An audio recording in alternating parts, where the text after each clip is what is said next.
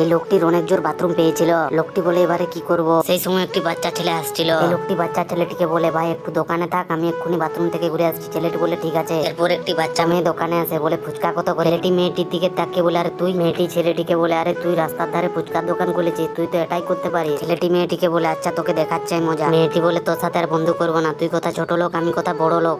ছেলেটি বলে তোর কি লাগবে বল, না হলে বেশি কথা বলিসনি। মেয়েটি বলে আচ্ছা ঠিক আছে, তাহলে আমাকে ফুচকা দে। ফুচকা কত করে। ছেলেটি বলে 1000 টাকায় এক প্লেট। মেয়েটি বলে আরে 1000 টাকা প্লেট ফুচকা, তাহলে আমি খাবো না। ছেলেটি বলে আমি জানতাম তোর দম নেই 1000 টাকা দিয়ে ফুচকা খাও। মেয়েটি রেগে গিয়ে বলে ঠিক আছে তাহলে আমাকে ফুচকা দে, কিন্তু তোকে 1000 টাকা না 2000 টাকা দে। এরপর ছেলেটি প্লেটে করে মেয়েটিকে ফুচকা গুলো দিয়ে দেয়। এবারে ঠিক হয়েছে। মেয়েটিও বলে এই জন্য তো 2000 টাকা। ওই লোকটি এসে বলে কেউ দোকানে এসেছিল। ছেলেটি বলে এসেছিল তো। ফুচকা 10 টাকা প্লেট, তো এই যে নাও 10 টাকা। গাইস আপনার কাছে সামান্য কিছু টাকা না মাকে বেশি প্রয়োজন, আমার মতো যার মাকে বেশি প্রয়োজন তারা ভিডিওটিতে লাইক এবং সাবস্ক্রাইব করে দিও। মেয়েটি অবাক হয়ে উঠে এটি এসে বলে দেখলিস কিভাবে বোকা বানালাম তোকে।